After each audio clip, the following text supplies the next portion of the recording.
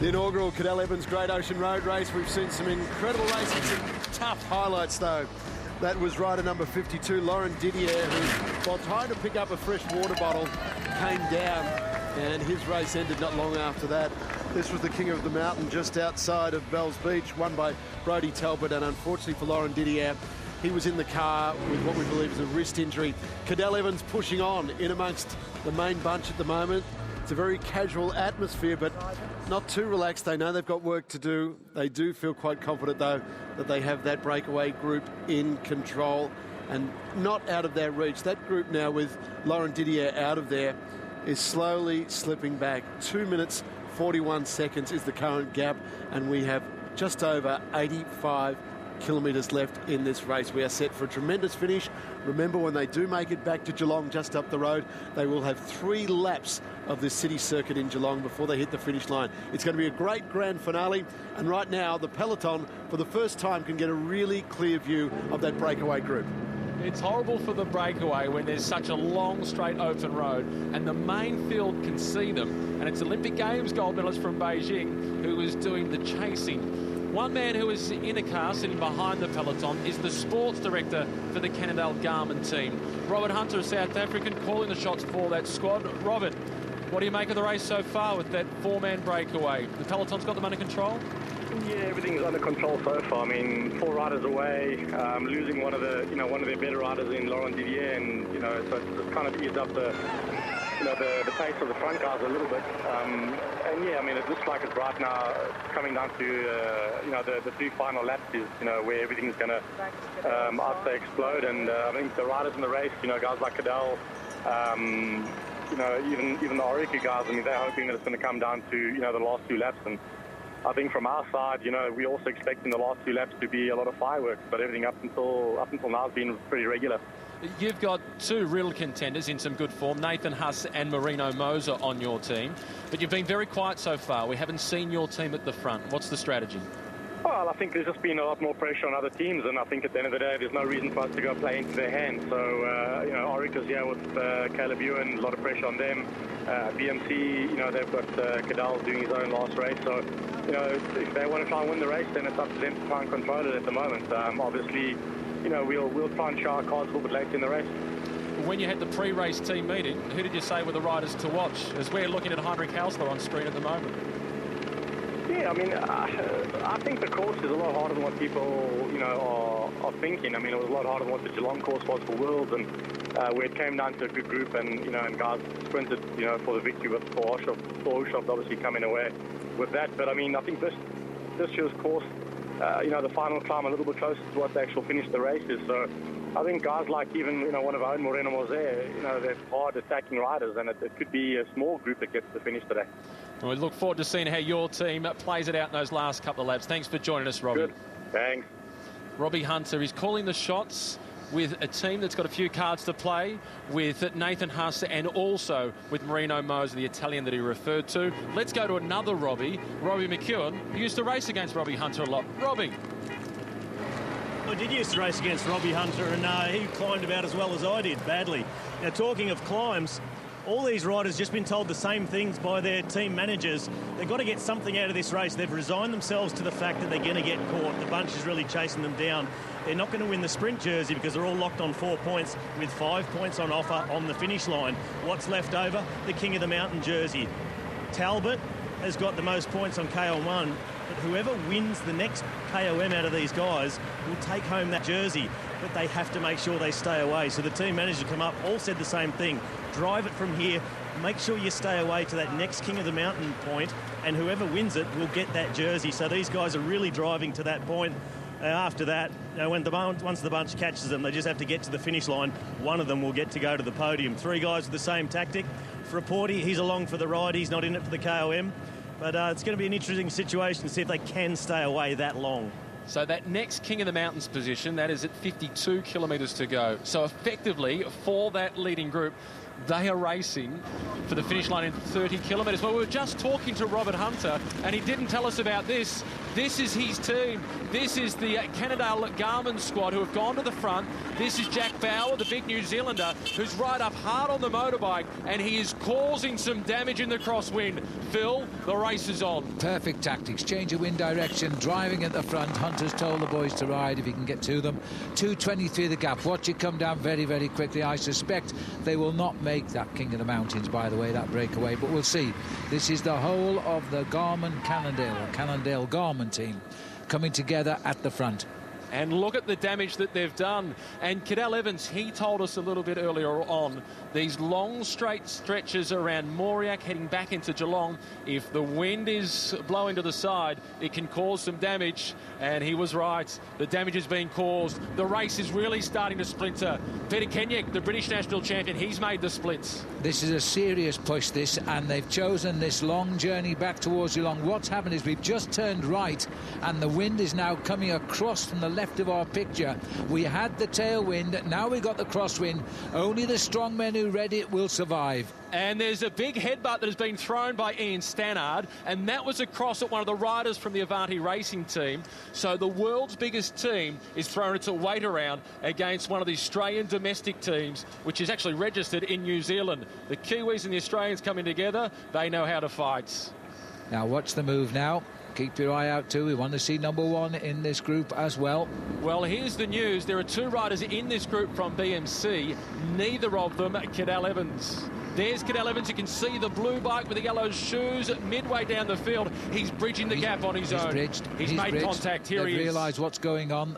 The strong men will out here as they come across this gap. This is a first real hammer down situation, and it's approaching only 2 minutes now. The echelon forming at the front indicates the wind direction. The wind is coming from their right-hand side. That is why the Cadel Garmin team are riding tight to the left. They're providing protection only for their teammates. And once you are in that straight section, you get very limited protection from the wind. And it is causing enormous problems. Trek Factory Racing, they've made the split, and the entire Cadel squad are there. So too is one rider has made it into that split for the Orica Green Edge team. Robbie McEwen, you're in amongst it. Oh, I'm almost right in amongst it. It's splitting to pieces. This front group is down to about a dozen riders at the moment. Cadel Garmin driving it. Jack Bauer doing huge damage. Sky are pretty confident. They've got one rider in the front here, but looking back further down the road, I see about 6 different groups, and there's a fair bit of panic, and there are no red and black jerseys, bar one in this front group. They're trying to get consolidated behind. There's only one Orica Green Edge rider here as well, one from NTN Quebecer, and a guy who's great in the crosswinds, Mark Renshaw. He doesn't miss a thing, and this bunch is really getting organised now. Stannard trying to come across on his own, and I see the team of Cadel Evans trying to get together the second group to start to drive it, as well as Orica Green Edge in the distance there. But this is a critical moment now. Nathan Haas working hard for Cadel Garmin as well at the front. This is the moment we saw the women's race split yesterday, and it really made the race. This is a pivotal point. A big gap back to the second group that contains Cadel Evans along with the Australian road champion Heinrich Hausler. The searching look across the shoulder. The white colours with the white bike, that's Peter Kenyek, the British national champion. Jesse Sargent also in white, the big Kiwi with the Trek Factory Racing team. Another New Zealander at the front in green on the left-hand side. That is Jack Bauer. He has enormous strength. Nathan Huss, Marino Moser, they're also here for the Cadel Garmin team. Well, Robbie Hunter, he didn't disclose this card. He put them right on the front as soon as we got off the phone. And the big teams were not paying attention. We talked earlier about when the tailwind becomes a crosswind, and if you know it's coming, you must position yourself. Robbie Hunter's a shrewd bike rider. He's the only African to win a stage of the Tour de France. As we look down now, Cadel Evans is going to have to reorganise the chase here. Now, in the women's race yesterday, it was 11 women that decided. This is 11 men, and the gap is already growing. But 1:24, we're going to pick up the leaders a lot earlier than we thought. One of the problems now for Cadel Evans is there is a big group coming together, which makes it difficult to get that group organised. Mark Renshaw with the black, white and a little bit of blue, just adjusting his sleeve. He rides for the Etex Quickstep team. He's managed to make the move. Tyler Farrar, I've just spotted him towards the back. in the Collingwood colours or the MTM Quebecer colours. He's made the splits. As a new team, and if they take him to the finishing line, well, it's curtains for the rest. He would have to take on Mark Renshaw for the sprint finish here. But it's still the Cannondale team here who are pushing this home. The coming together of two World Tour teams over the winter. From Cannondale and Garmin, we now have Cannondale, Garmin, and the gap. Still credit to those 4 riders up front, but they're going to have company soon. There's 11 of them coming across at the moment here. The MTN Quebecer rider is Matt Bramier, and Matt Bramier, when he represented Ireland when the World Championships were here back in 2010, was the man to bring them all up to Geelong from Melbourne in the breakaway. And he almost took a lap on the field. Inside the final 80 kilometres, the chance of the breakaway surviving are limited.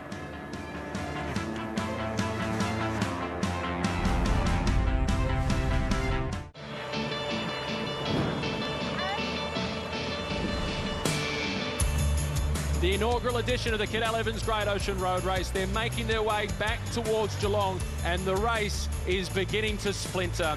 It's been the Cannondale Garmin team who have done so much of the chasing.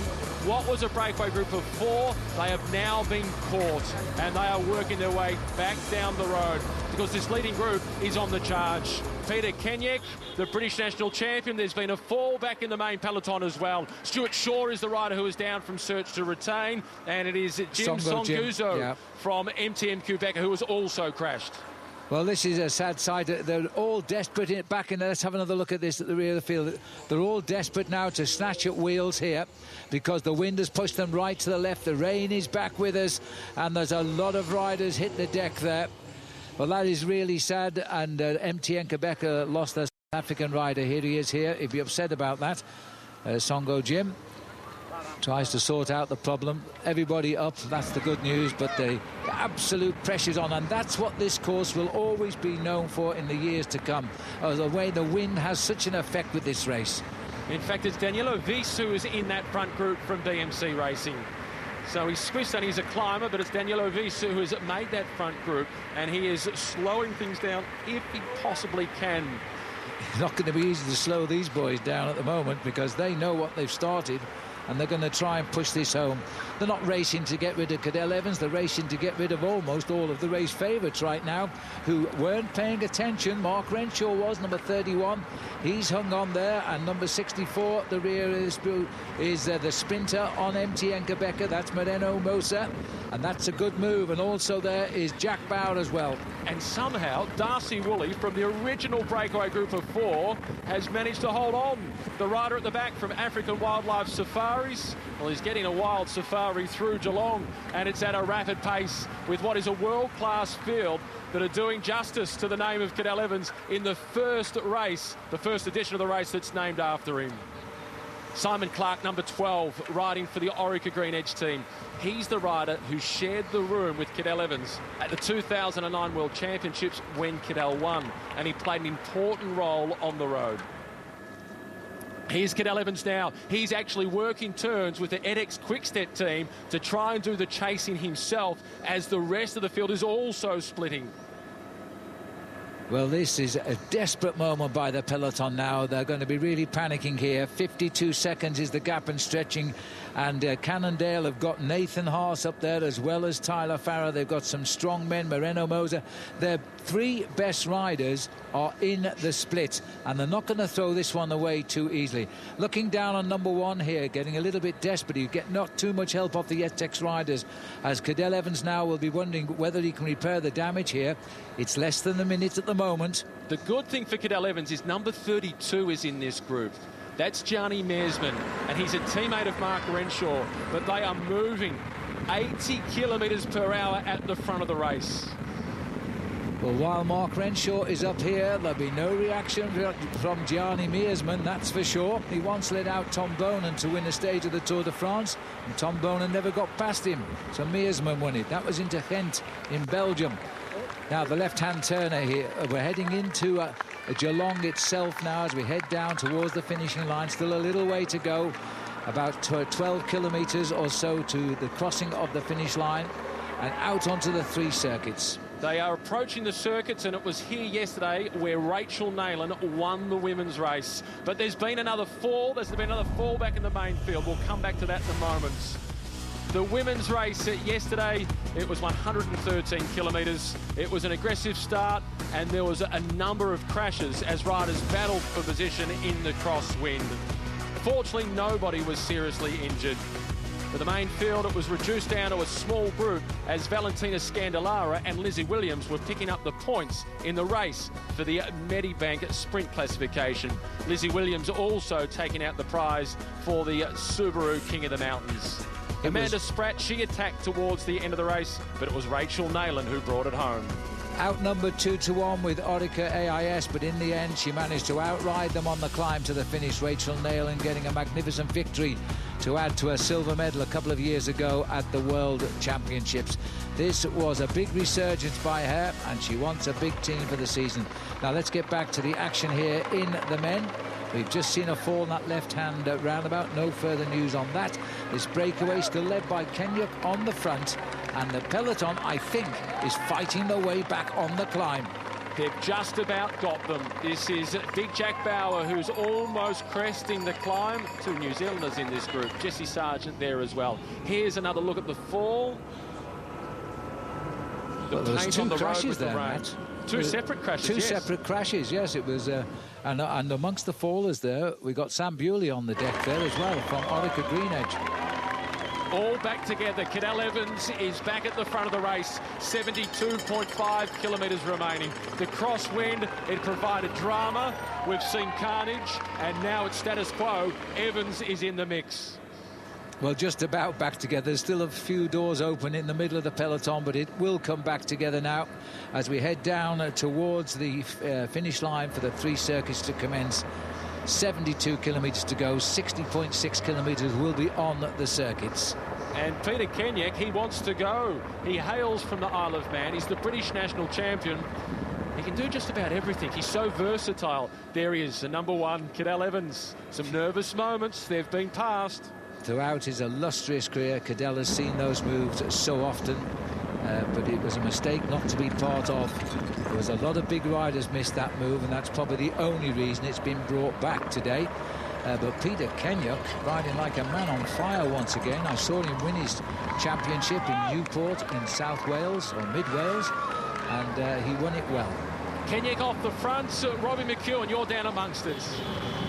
Oh, I tell you what, fellas, Peter Kenyuk nearly caught us down through there. They're doing 95k an hour down this hill, straight through that roundabout. I mean, it's greasy conditions. It's very, very dangerous. He's taking all the risks. He really wants to capitalise on that split that just happened thanks to Cannondale Garmin. And I tell you, it was interesting. Mark Renshaw made that split from Ethics Quickstep. It was his team that closed down the gap. There were crashes in just about every corner. There's a lot of panic in the bunch at the moment. They're coming down as a single bridge. It's splitting again at the front here under the impetus of Peter Kenyuk. He's going ahead. He's got Simon Clark still with him. And interestingly enough, when that group was away, BMC had Danilo Wiss in it. Back in the bunch, Cadel Evans sat back. He let other teams do the work. Hasn't panicked as yet, and everything seems to be coming back together. You could hear the excitement in Robbie's voice at 95 kilometres per hour. He used to love those conditions going downhill. Well, he used to sprint at those speeds, Robbie did. This is a little bit narrow over the bridge here, but they're going so fast, they're all going in a long, thin line as they return over the Barwon River. There's still a reforming of a breakaway. Kenyuk burning up the road here. Not afraid at all, wants to get something going before we get onto those three circuits. Only 10 kilometres from the start. Simon Clark on the front as well. Kenyuk is the rider in black.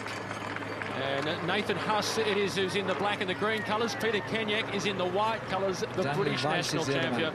And Yellow Weiss is there for BMC Racing. And you heard Robbie, he made the call. We pointed out number 32, Johnny Mersman, and it was his team who closed it down. This is Peter Seri now from that squad, who once again is catching the breakaway. I once remember Peter Seri sitting on the roadside in Palm Springs in the Tour of California suffering from sunstroke. It's not going to happen around the streets of Geelong today, that's for sure, as they again are climbing back together on the 20% slopes. This is the spot where Rachel Neylan attacked yesterday to win the women's race. But that was with just 9 kilometres to go. Currently they have 69.7. I'll tell you what, Daniel Weiss is riding extremely well. He had a very good Santos Tour Down Under as well. This is Richie Porte, who's been caught out. Richie Porte coming into this race after finishing second at the Tour Down Under. He's been caught on the back foot. He's got Robert Powell for company, though. And he's got Cam Meyer as well, another man that's losing ground there. It won't be at all happy. Look at Danilo Weiss here, the 29-year-old. Determined to go on. Now, this is a distraction because he's on the same team as Cadel Evans, and he might be trying to calm everybody down. It may sound strange saying that when he's on the attack, but they're trying to bring some calmness to the race now. This race is under pressure. What a great one-day race this is going to make over the years to come.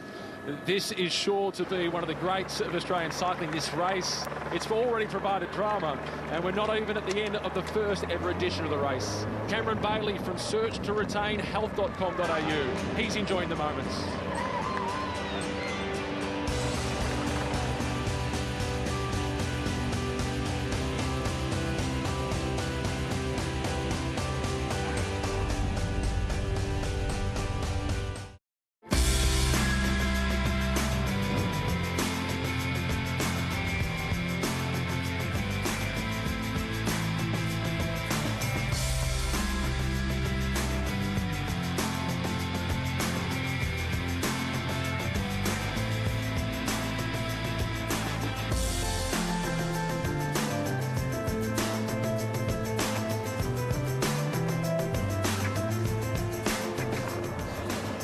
Well, just a little over 66 kilometres to go in this race, and it has come alive in a big way in the last 15 minutes or the last 10 kilometres.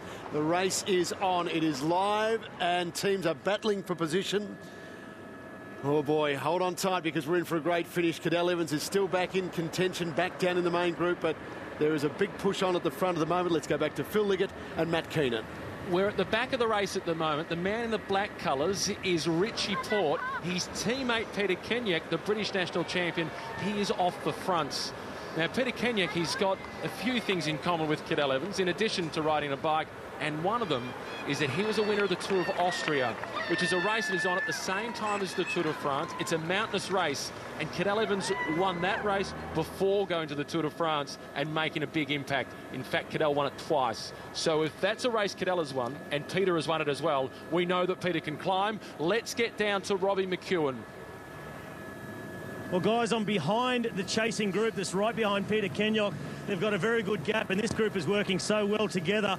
And they've got Nathan Haas, Moreno Moser, Danilo Viss, Danny Summerhill, David Tanner for IAM Cycling. We've got Damien Howson, Maxim Bouet from the Ethics Quickstep, Cameron Bailey, you know, the national series rider here from Australia. He was one that forced it to move. One of the Katusha riders, Gianpaolo Caruso, a very good climber. The bunch behind is splintering yet again. There's no organisation. It's one-out riders trying to get across. This could be the group. 70k is a long way to go in this race. I have the feeling it's like they're riding in towards the finish last 5k. It is dramatic as we see Peter Kenyak off the fronts on his own. And the budget forklift colours towards the back of the main field. It's not Brodie Talbot, who we saw in the breakaway earlier. It's Brendan Canty, who is a good climber. And if he can just stick with the man in front of him in the red colours, Martin Elminger, the Swiss national champion, he'll be able to get back in contact. Here's Heinrich Hausler, the Australian national champion, as he sits on the wheel of big Robbie Power. And Power's closing a gap there, which might do the Aussie champion a favour. You mentioned the Tour of Austria and the fact that Cadel and Kenyak have both won it, you're right. But last year, you know, when he won his national title in Newport, Peter Kenyak was very disappointed. Sky didn't put him in the Tour de France team, and instead they sent him to the Tour of Austria, which was concurrent. And so he led that race from start to finish, just to sock it to the team for not selecting him for the Tour. Number one, Cadel Evans, with a lot of conversation happening. He's got Sylvain Dillier with him. Michael Scott is also still there. So too Peter Stettner. There's a group that is between them and the front of the race with Peter Kenyak. These are desperate moments. This is the third group on the road at the moment. Matt Goss just peeping into our picture as well. Former winner of Milan-San Remo. Cadel actually telling his teammate there, Sylvain Dillier, what to do, and probably speaking to him in French. Because they've got to drive this gap, shut down the gap now, because Jack Bauer, top left there, also caught back here. I have to say that everybody is riding for themselves in this race today. It is all over the road now. The teams Look at the panic going on in here. Teams aren't big enough. This is a race with just 6 riders per team, so they're not big enough really to be able to control it. I'm of the view that more international races should have 6-man teams. So am I. I've always said that Tour de France should be 8-man teams and not 9. It used to be 10. Because it makes it more difficult to control the action. We're looking here at the handlebars of the champion of Great Britain, Peter Kenyock. He was very proud of winning that because he beat his own teammate Ben Swift in the sprint. Whenever they went training together, he could never beat him in the sprint, but when it mattered, he did. Well, his compatriot from Isle of Man, Mark Cavendish, he's a rider that doesn't test all that well in the lab. But he often says, there's no finish line in the lab. It's out on the road where it matters. Looks like Mark Renshaw on the front here now as they continue to set this pace. Let's return to Robbie McEwen.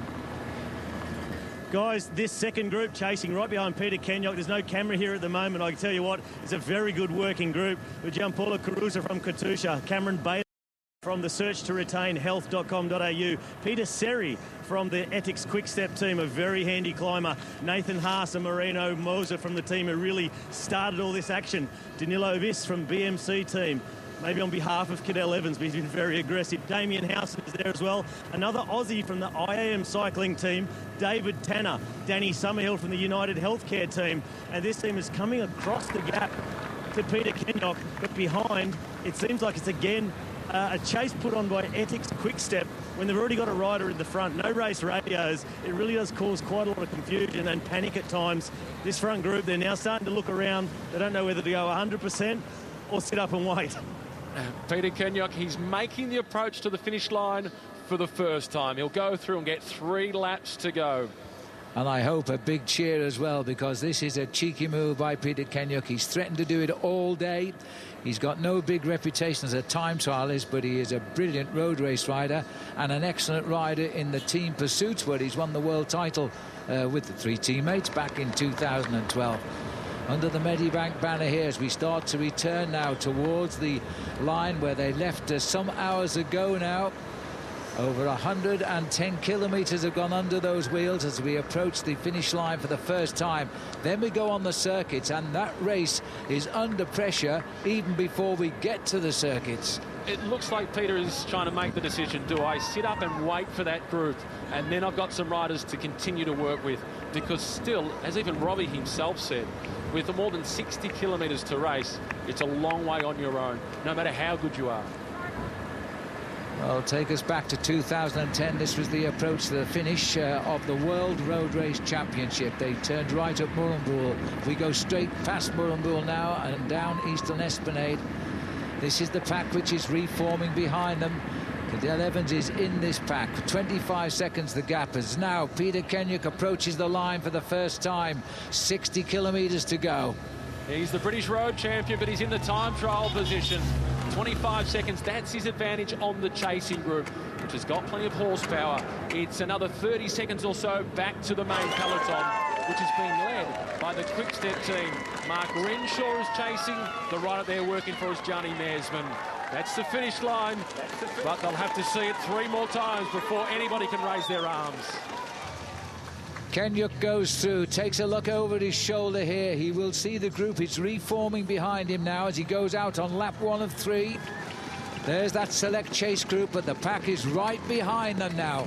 Nathan Haas is just sitting off the back of that group, waiting to see the progress. Cadel Evans is coming back into play.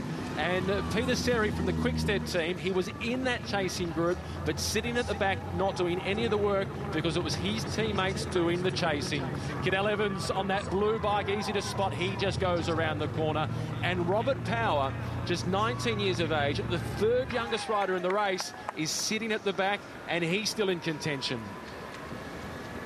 Out into the streets of the city of Geelong now. Peter Kenyock looks over his shoulder and says, well, are you coming to get me or not? These 9 boys are still clear, but only just now. It's a coming together as we start this first circuit. 60 kilometres left to ride. Cadel Evans still very much in the camera line. And I must say, he's never looked under pressure, even when the pressure was on. He's stayed calm. He's got lots of experience. He's got 60 kilometres to go in his career. There's an attack once again off the front, and it is the Quick-Step team. This is Maxime Bouet who's trying to cause the split, and it's Cameron Bailey who was just behind him. Maxime Bouet on the attack. A couple of years ago, I had dinner with his uncle in Marseille before the arrival of the Tour de France next morning. How excited they were. Maxime Bouet crashed, 250 metres to go, and he stayed in Marseille, and the Tour went on. And Peter Kenyok has now been caught. Cameron Bailey for search to retain. What an opportunity for him. Also trying to go across, it looked like that was Big Jack Bauer from the Cadel Garmin team. The race is calming down ever so slightly as they're in Geelong. Down in the VIP marquee, Beck Madden is with a special guest. We have been seeing some spectacular images all afternoon of Geelong and the surrounding area, and that makes this man very happy. He's the Victorian Minister for Sport, Major Events and Tourism. John Aaron, what a superb event to have in our own backyard. And I say our because I'm from Geelong too. Of course you are. Look, Rebecca, thank you for your advocacy for Geelong, and I know both you and Mark Beretta are great ambassadors for the sport. This race, particularly this event, is so special to Geelong people because of Cadel Evans. He's a great champion of his sport, and I know this is his last professional race and we're all very sad, but the flip side to that is that he will be with us from then on. So he'll be advocating for his sport, he'll be local for more of his time, we'll be able to see more of him in Geelong, so it's fantastic. This event is great and we wish him all the best, of course. All right, and next year I'm going to hold you to this. You said you'd be in your Lycra next year. Yes, Cadel and I have said that we'll be in the People's Race next year and I'll be in my Lycra, yes, I've promised that. So okay, look out for that. The pressure is on to join the mammals, middle-aged men in Lycra. But plenty of women are taken to the bike as well, which is great. The cafes on Saturdays and Sunday mornings are busy with men and women in Lycra after a nice early ride. 59 kilometres left to go now as the race is coming together at the front as we go out onto the first of 3 circuits.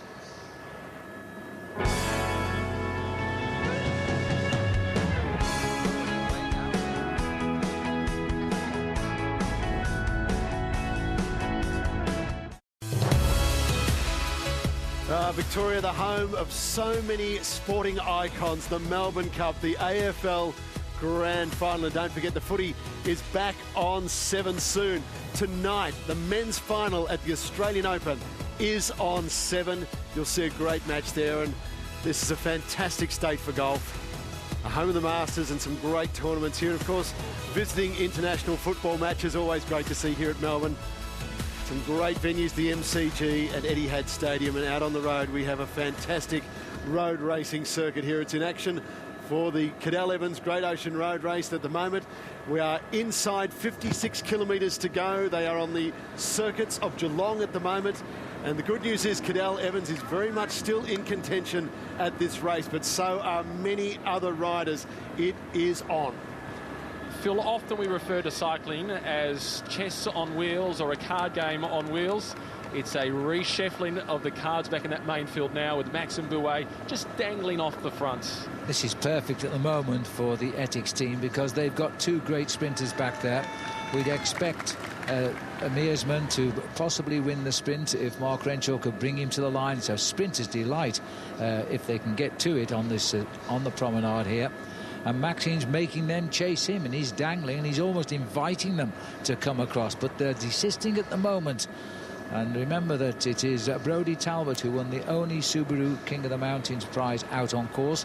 Sadly won't be contesting the next one at the moment. This is Jack Bauer, the big New Zealander, who caused a lot of the splits in that crosswind, and he had heartbreak at the Tour de France last year. He was off the front for the entire stage with the exception of the final 50 metres, and he just got swamped on the finish line. She's had a strange love affair with the Tour de France. The previous year he crashed out and wrapped his face around a piece of barbed wire, and that was the end of his tour just before the final weekend.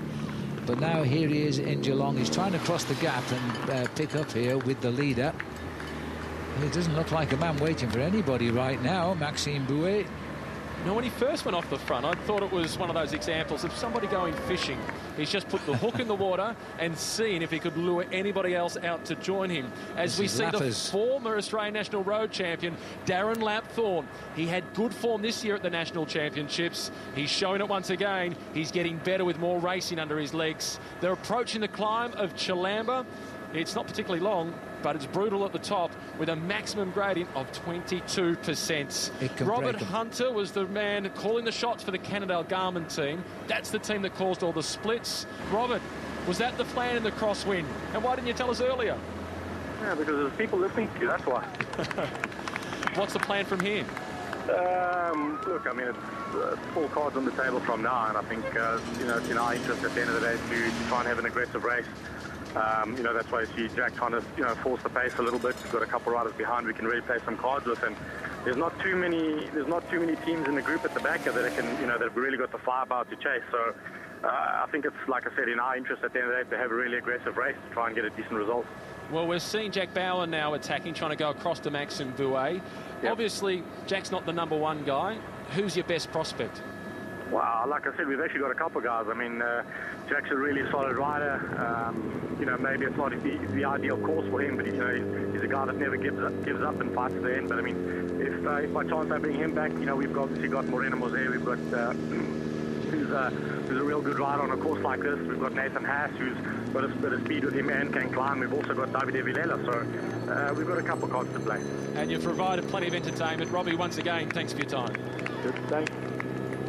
Darren Lapthorne on the move here. Jack Bauer is the man back behind as Lappers tries to make some progress here. 37 seconds is the gap. If those two got together, that would be interesting. Here's Jack Bauer. Well, Jack Bauer has just caught Maxime Bouet. Bouet, the Frenchman from the Belgium team, on the right-hand side of the screen. They're just talking it through. They want to stay together.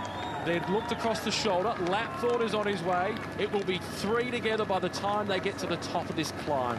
Well, I hope Jack speaks French because Maxime speaks no English. It looks over his shoulder, but don't need to speak any language. See where the pack is. They're right there. Darren Lapthorne is joining. Got 3 potentially strong boys coming together here. Drapac putting their man up front now. Well, Jack Bauer, he has a strong Australian connection. His girlfriend, Sarah Kent, she's a Western Australian and a former world champion on the track in the team's pursuit. This is a part of the course where Cadel Evans believes it is absolutely critical. Jack Bauer in the middle.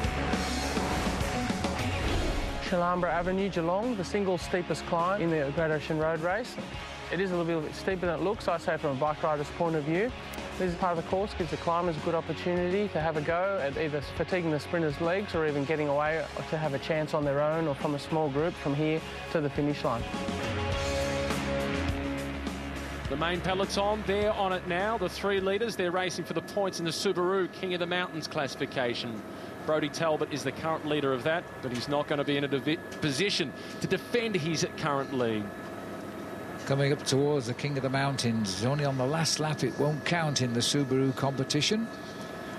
And we've just got one rider in front, Brodie Talbot, having won out at Bells Beach there, but he won't be contesting this one as these 3 continue to climb. 3 very strong riders. Darren Lapthorne used to ride for Rafa Conda in the UK, now back with Drapac here in Australia on the steepest part of the climb. And it was on this climb in 2010 at the World Championships where Cadel Evans and Philippe Gilbert launched their bid for victory. It was a big attack. It didn't quite work. It did come back together and Tor Hushovd won the race. But this climb could prove to be the critical point of the race. They got up it 3 times. This is the first of 3.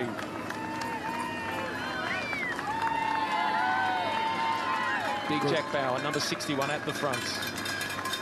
Yes, and well qualified. That breakaway we talked about back in 2014 in the Tour de France. He was officially caught 20 metres from the finish. It was into Nîmes. and he was in the lead for 222 kilometres. Well, this is easy. It's only 174 today. Maxime Bouet across the top of the climb. He collects maximum points in the race for the Subaru King of the Mountains jersey. And the crowd, rightly so, is enormous at the top of the climb. Lapthorne, he gives a little bit of distance, but he manages to hold on. Bouet, Bauer, Lapthorne, that was the order over the top. I think the crowd has won that one. That's a magnificent crowd up on the mountain, because we have an enormous crowd at the finishing line as well. As Bouet now showing good form for this time of the year. The peloton go over as well. No rush by them to grab points. They've all gone down the road. And we've got 3 riders trying to get clear. Robbie, I imagine that on the back of the motorbike, you're enjoying it a little bit more up the climb as opposed to when you did it on the bike. Well, that time up Chilambro Crescent was a lot easier than the last time I did it, fellas. I tell you what, these three, the bunch seemed content to just let them have their head build up a little lead. The bunch are sort of consolidating at the moment. It was Sylvain Dillier, I think it was, from BMC, controlling at the front for BMC. Richie Porte is the most comfortable I've seen him in the last hour. He really was struggling a bit there and was actually dropped in the crosswind. Made his way right back to the front. He looked like he was full of punch on the climb, so that's a very promising indicator for a bit later on. He did look under pressure, didn't he, Phil? Richie Porte, as they were coming into Geelong. But now, according to Robbie, he's okay. Never write a champion off. I should check the King of the Mountain situation. Bouet gets the 5 points there, so it's taken him ahead of Talbot and Jack Bauer into third now. Now, what you're saying is quite correct. I think Richie was probably caught in the bad position, and he's had to use a lot of effort to repair the damage, and he's going to need little time to recover, but I think that's recover he will. 51.3 kilometres still to race to the finish here. This peloton seems to be doing a bit of recuperating itself now. It is, and plenty of riders still in there from the Drapac team. Sam Spokes at the back of the group. They've got Darren Lapthorne in the breakaway. Been a good start to the season for the Drapac team, particularly that stage when we took it out up there. They've had a great start to the season, and we're going to hear more about Drapac as this year unfolds. Big Jack Bauer in the middle here. He's finding the weather pretty similar to Glasgow in August last year when he was second in the Commonwealth Games road race. A little bit wet than it is at present. All breathe in as we sleeve across the bridge here. For the World Championships in 2010, they didn't actually use that bridge. No, just as well. Well, the race organisers and the UCI, the governing body of the sport, are a bit nervous. So they got the Australian Army in to build a bridge off to the left-hand side. It was there for about 3 weeks. Then they took the bridge out, and we're back on the traditional one. Well, we're all safely over it, and that's all that matters. We're on this climb again here now, which these three are settling in nicely just at the moment. I had a chance because there was some real pressure put on the race as we came onto that first circuit. And there's been a fall in the main field. There is a blockage as they squeeze to get onto the bridge. The tree blocked it, but you could clearly see that there were some problems. As we see, this is Jack Beckinsale. Is it Jack? Jack Beckinsale from the Australian Under-23 squad. He rides the Avanti, as he's on the Avanti team often throughout the season, but that could be game over for Jack Beckinsale. That's very sad. Jack was in the group there. There's 60 riders left in that peloton, which is nearly half of the field. Another way to look at it is we've lost half of the field over the big circuit. Now we struggle on the climb again. These boys look very, very strong here. Plenty of support from the side of the road. Darren Lapthorne, you can see the green and gold just around the sleeve on his jersey, indicating that he's a former Australian champion. Cadel wears a rainbow jersey, indicating that he's a former world champion, a title that he won back in 2009 in Mendrisio, and he's home away from home. It was there on roads that he often trains on where he won the world title. It's here, his Australian base, where he ends his career. Yes, and he's not going to forget this day in a hurry either. This has been an extremely active bike race today. The gap is now stretched to 42 seconds here. The red jersey of Lapthorne, who last year finished third in the Tour of Azerbaijan. That's another country where cycling is catching on at quite a rate. This is Cadel himself on the blue bike. Is that a mechanical problem? Well, I hope not, but he's looking down with some concern there. Everybody spotted him. No, he sorted it. Time to get back in the line here as he jumps there onto the back wheel of Michael Hepburn. Remember that? Damien Howson. Damien Howson's gone to the back wheel of, yeah. No doubt you remember that famous moment at the Tour de France in 2011. The final mountain stage to Alpe d'Huez. Cadel had a mechanical problem and had to swap bikes. He's in the main field and he's in contention here.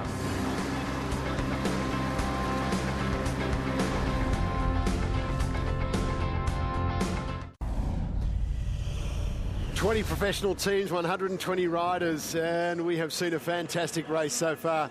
There is Cadel Evans. He has been tucked away. He's been involved in leading some of the action. We had a fall just on the outskirts of Geelong not so long ago, but most of the riders got through that. Another fall at a roundabout heading left up and through the streets of Geelong. Cadel staying out of trouble, which is good news in this important race for him. First lap down, back around the streets of Geelong. Remember, they've got 3 laps to do here, so we're on the second of those at the moment, but we are in for a thrilling race and great crowds everywhere this race has passed through, whether it be Barwon Heads, Torquay, or through the top of the climbs. There have been great crowds here to cheer on the riders. We are back live now with 46.1 kilometres to go, and it is a race that is right on. The lead group is now a group of 4.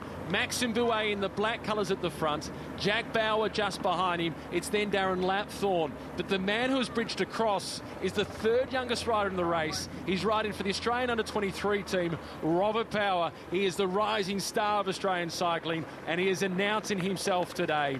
Robbie McEwen, you must be enjoying this. Oh, absolutely, immensely enjoying this. I watched Robert Power. He left the peloton as they turned off Queen's Park Road, the steepest little hill on this course, 20%. He jumped away from them then. He's bridged this gap all on his own. It took him until the next climb he got on. Did he get to the back and sit and catch his breath? No way known. He went straight to the front, did a monster turn. He's opened the gap up to the peloton on his own by at least another 15 seconds. They haven't even come around the corner in the distance yet. It was a mega turn from the young bloke. He is impressive, Robert Power. He's a name that we'll be speaking about for a long time to come. Here comes the reaction. Pat Shaw in the blue colours for Avanti Racing. And the man that he is keeping company with is Calvin Watson, the Australian on the Trek Factory Racing team. This is the start as riders are trying to close this gap down now, one after another. In the distance, you can see those 3 trying to contact these 4. I'm rather pleased in some ways that we've seen Robert Power come right to the top of the boil today, simply because here we have a young man who could well be the next Cadel Evans if there is to be such a thing. Robert Power, he could be, or maybe he'll be the first Robert Power. Let's meet him. I started on the velodrome, and then after a year I got on the road, and yeah, really started to enjoy riding on the road and got into training pretty hard. I definitely enjoy going uphill the most. I love the tough races, and especially when it's wet, and yeah, I like the real hard conditions. Who's going to be the next 3-week tour contender that we've got after Richie Porter? I think Robert Power's earmarked that already. His results in the Tour de l'Avenir, I think 2nd overall in 2014 Tour de l'Avenir, is a big indicator for any young talent. If you go back over the last 10 or 20 years, the guys who go well there have gone on to be good professionals. He looks very strong on the bike, and straight away you can see he's got something special. Obviously, I'd like to be a potential Tour de France winner, but I think that's a long way down the track, and at the moment it's just taking it slowly and building small steps, I think, and slowly progressing. Robert Power, he says he's taking it slowly and just progressing. He's not taking it slowly today. As an indication... But he is progressing. He's progressing. The Tour de l'Avenir is known as the crystal ball to the Tour de France. So often guys that win that race go on to win the Tour de France. It's for men under the age of 25. Robert Power was 2nd in that race last year, the first Australian to reach the podium. And we heard from him then, Phil. He said the harder the conditions, wet, miserable, hilly, that's when he likes it the most. He's got all those ingredients today. He might be cooking up a big result. Well, they're heading through Geelong, looking for the finishing line once more. It's just a couple of kilometres ahead, and then they'll go out. But the pack here still keeping the 3 counter-attackers in line. Calvin Watson on the left of our picture, Pat Shaw. A little bit of reinforcements coming up from the Swiss team, UCI Cycling. The Dutchman, Stef Clement, was the rider making it across for UCI Cycling. That's the team that includes the Australian champion, Heinrich Hausler. who obviously is pretty easy to spot as he wears the colours of the Australian, almost like the Australian jersey of Robert Power, but it's got yellow across the sleeves. 196 Robert Power, the big Western Australian. He's bridged across on his own. Turning right, they don't quite go past the National Wool Museum here in Geelong, but I bet they could do with some of the products right now because it's quite chilly here, and as you can see, the rain coming down. This is the Australian summer we never see in the picture postcards, and it's rather sad the rain has been chosen to come here today. Every corner they go around, number 35, Maxime Bouet, is losing 3 or 4 lengths. His bike handling skills aren't quite as good as the others in the breakaway, and that will cost him energy towards the end. This is Watson leading the chasing group. Steph Clement, a very good time trial rider from Holland, in the centre of them, with Pat Lane as well. Got to watch these roads now because damp roads are much more dangerous with that thin slick across the surface. Now we've got Corio Bay on the left. These are the 4 riders. They're not much more than a kilometre from the finishing line, and then they'll go out onto lap number 2. Very good group of riders this, as we home in on that same road from across Corio Bay. There they are. The stunning Corio Bay hosting the inaugural edition of the Cadel Evans Great Ocean Road Race. We see the main field. They now turn onto the road towards the finish line. 37 seconds, 36 seconds, that's the gap. And the peloton, about 55 riders in that field just now. There's 1 or 2 scurried off up the road. There's been no holding this great before that. It was a tremendous piece of riding by Robert Power to reach these riders, and that augurs well for his future as he starts now to work with them. This is Darren Lapthorne, has been around quite a while, Darren, and turned in some great performances, followed by Power. Then Bouet is next in line. It's Bauer at the back of the group in the black and green colours. You can join the conversation, hashtag #AskPhil, and Phil Liggett will endeavour to answer your questions. This is Steph Clement at the front, the Dutchman on the Swiss team IM Cycling. Pat Shaw in second position, the light blue colours of Avanti Racing. Calvin Watson is the rider at the back of the group. Calvin Watson, a former winner of the Jayco Herald Sun Tour. That gets underway on Wednesday. Coming through to get 2 laps to go, Maxime Bouet is leading the charge.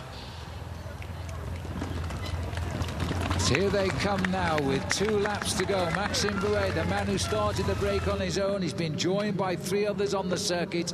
2 full laps still to go. Just over 40 kilometres to the finish. This breakaway has got a chance. Darren Lapthorne climbed across to them as well, and a terrific ride by the man in white, Robert Power, to cross the gap. And there's 4 strong men. Take it out with 2 laps to go. Just inside 41 kilometres remaining in the career of Cadel Evans. He's got teammates around him for support. He's got a load of support on the side of the road. It will be an emotional day once he arrives across the finish line for the final time, no matter the results. And regardless of where he finishes today, Phil, his legacy will remain as the first Australian to have won the Tour de France. Of that, there is absolutely no doubt as we watch Steph Clement, the former time trial champion of the Netherlands, bring through this chasing group of 3 with Pat Lane there and Calvin Watson sitting on the back. Another man for the future as well for Trek. Well, Pat Shaw, he won't mind me saying this, coming from Ballarat, the conditions will suit him. Pat Shaw, the captain for the Avanti Racing team, he's making the most of this opportunity. He's a rider that really prides himself on assisting the next generation of Australian cyclists make it to the next level. Here are the teammates of Cadel Evans, the red and black colours of BMC Racing. They're going to the front to try and close it down to the breakaway. 27 seconds is their deficit. Actually, it's more than that, Mike. It's over a minute to the chase group. 27 possibly to the 4 chasers. That would be right. 1 minute and 12 seconds according to the official time. But anyway, gap is still bridgeable, that gap, as they swing away up through the city and the town centre here of Geelong, which is becoming very much the sporting capital of Victoria here. They welcomed the World Championships in 2010. They were such a success. And now we're seeing the birth of a great one-day race. And let's hope it continues for many years to come, because the course has provided us with a great bike race today. It's a brilliant course. They make their way through the H30 Challenge feed zone. A Vic Health initiative challenging you and I to swap sugary drinks for water for 30 days.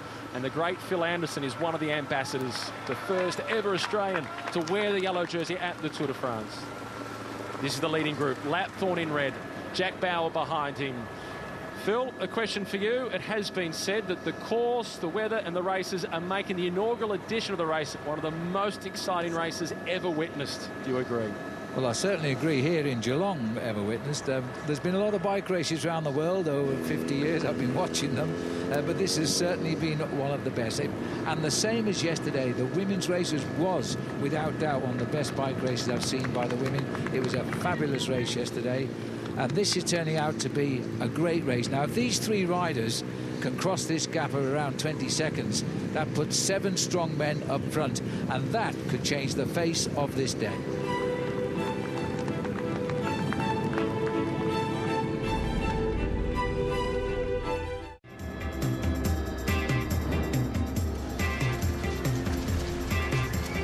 The inaugural edition of the Cadel Evans Great Ocean Road Race.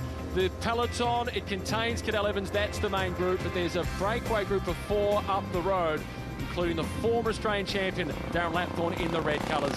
The Kiwi, Jack Bauer, who rides at the front, silver medalist from the Commonwealth Games in Scotland last year. The future of Australian cycling, Robert Power, in the white colours, riding for the Australian under-23 squad. And the man who started it all at the back, Maxime Bouet, the Frenchman from the edX Quick-Step team. The Subaru King of the Mountains classification, it's Bouet who leads on 5 points. Talbot is in second position on 3.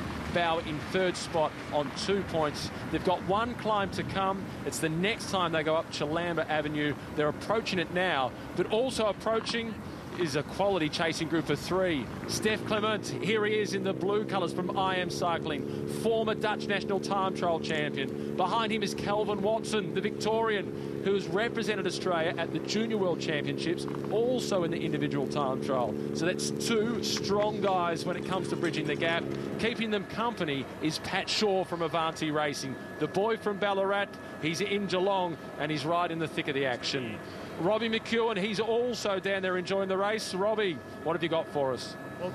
Well, guys, I've been going from group to group. I came from the main peloton where it looked a bit like Sky there with 5 riders. Really looked at 6s and 7s. Didn't know whether to chase, make attacks or what to do. They're losing ground. The group in between looked like they were coming across to the group of Lapthorne, Bauer, Power and Bouet. But it's sort of like 2 steps forward, 1 step back. Every time Robert Power hits the front, well, that second group is losing ground. Every time he goes and takes a rest at the back, they start to catch up again. It seems like their destiny is in the young hands of Robert Power. The front group here, Jack Bauer looking very comfortable, Lapthorne driving hard and looking good. If anything, I'd say Bouet looks like he's starting to labour a little bit. And Robert Power, he's in second position at the moment. I see that second group in the distance, they're catching up again. But he's going to be back on the front in just a moment, and he'll probably lose a bit of ground again. It's tough out in front. Jack Bauer, who's been doing so much of the work for the Cannondale Garmin team. Robert Power, he will be enjoying the climbs. It was on the climb that he managed to bridge the gap and join this group. Details of the climb again as we go up Chalambra. 900 metres, average of 9.6, steepest at 22%. It'll be interesting this time to see if there are any weak links in this breakaway, or indeed if Shaw, Watson or Clement can bridge the gap. They'll try and use the climb to get across. If 7 of them come together, that should worry the main field. We look down on the pack here now. Number 12 down there is Simon Clark, no stranger to climbing. Cadel Evans in our camera lens and still in with a great chance in this race, maybe planning a move on the final lap. Cadel Evans still with a few key teammates around him. And Simon Clark was a crucial teammate for Cadel Evans at the World Championships in 2009. It was Very much so. First time they met. And Simon Clark was playing the role of just containing Cadel in the days leading up to those World Championships, because Cadel was one of the big favourites after having finished 3rd at the Tour of Spain just before it, which is one of the key preparation races for the World Championships. And then Simon contained the race in favour of Cadel towards those last 8 kilometres from the finish. And Cadel finished it off in style. Lapthorne on the front here now, former champion of Australia. Little flick of the elbow saying, your turn next, Maxime Bouet, the man that started it all. Switching to the chase group here. Sat at the back, Steph Clement, been an outstanding bike rider in his career.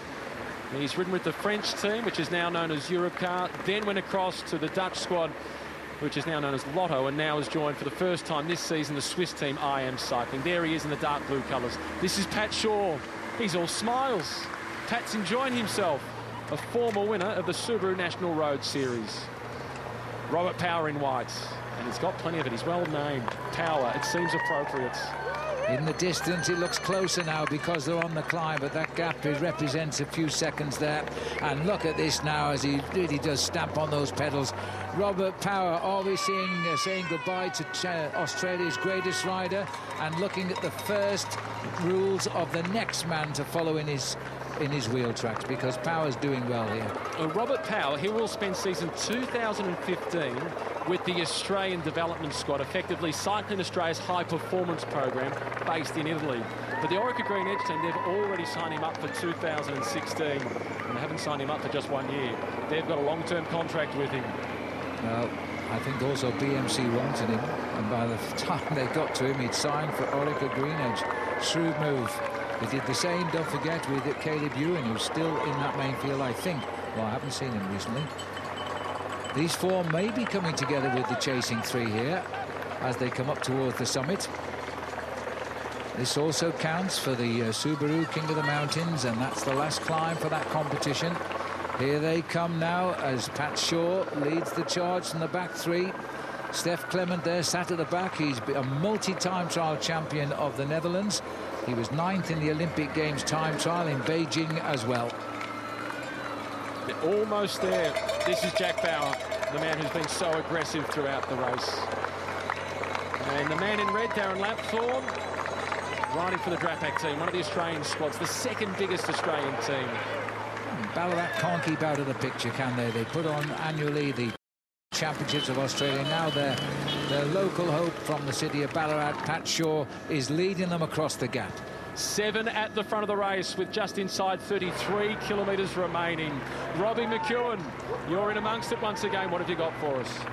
I'm right next to this main peloton on the climb. The worrying thing for guys like Cadel Evans and Richie Port, there are only 2 riders chasing. It's Michael Scher and one of the other BMCs, I can't make him out at the moment, chasing on the front in there. Will Hayden Wilson from Trek. He's got Calvin Watson up the front. 2 riders trying to chase a group of 4 and a group of 3 are moving very well. Looking at the faces of Richie Port and Cadel Evans as he wipes the sweat from his eyes. Richie looking really comfortable, not breathing too heavily. Small chain ring probably in the 16 at the moment as it just starts to ramp up. Evans seated. They're looking comfortable, but they're really running out of teammates. Although Sky, quite a few guys here, not looking like they're riding yet. Most of them are in the back of this bunch. There is no Caleb Ewan here, so it'll be Clark and Cam Meyer to fly the flag for Orica Green Edge today. But I would say that I'm worried for the guys back here. There's not enough firepower in the chase. Significant that Caleb Ewan is not back in that main group. Maxime Bouet on the left-hand side of the screen, the black colours. He's going for the Subaru King of the Mountains points. And with it stands a jersey, and you'll be able to welcome him onto the stage at the end of this race now, because the Frenchman, Maxime Bouet from Marseille, gets the second climb as well. And that's the points that matter in the Subaru King of the Mountains. He's the champion of the mountains of Geelong. Who's going to win the race, though? And what does he do now? Because that attack to pick up the points for the King of the Mountains jersey has caused a split amongst this group. They now need to get themselves reorganised, and they don't have a lot of time to play with because the peloton are quickly approaching the top of the climb. Well, look at the crowd down there, Matt. There's a lot of bike races around the world. In high summer, would love to see numbers of people watching their race, as we see once again the people of Victoria coming out to support the bike riders. This is Ian Stannard from Team Sky, a teammate of Richie Port, but in amongst the action is Beck Madden. When Cadel Evans finally gets a minute's rest and a chance to put his feet up, he is going to have a beautiful book to read. This is the Thank You Cadel Evans from Cycling Australia. Beautiful book full of well wishes, and I want to read some of them to you. Thank you for the wonderful highlights and late nights.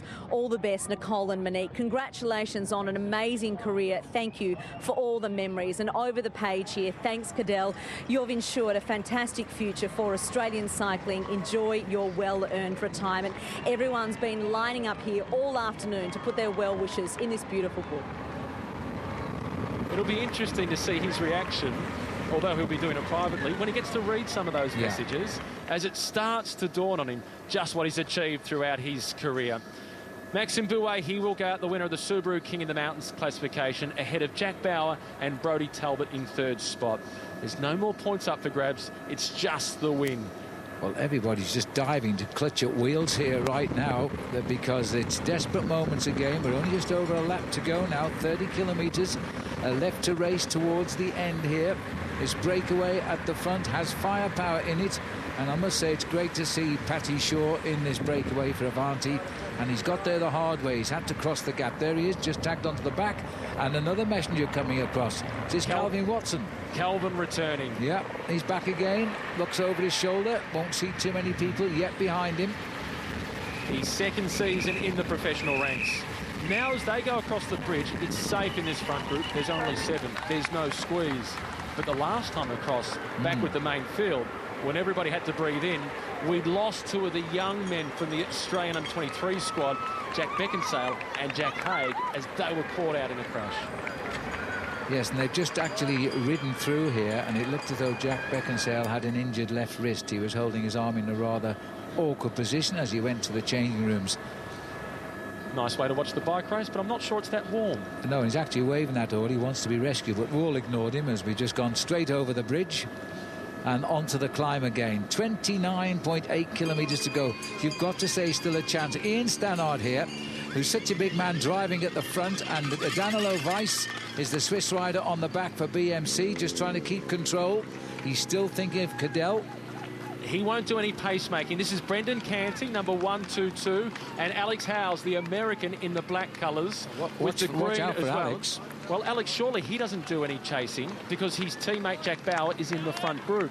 But Brendan Canty, what an opportunity as Robert Power decides once again to start attacking. You know, if it can't be Cadel to win this race, why not the next white hope of Australian cycling, Robert Power? Not sure it's the smartest of moves, though, so far from home. He's better off keeping at least a couple of riders with him to work. But he's proving simply to be too strong at this point. It's Darren Lapthorne in the red colours of Drapac who's going across to Power. You have to take your hat off to Lapthorne, the way this rider, he's been going forever, and he's come across again that gap. So we're reforming at the front, 29 to go.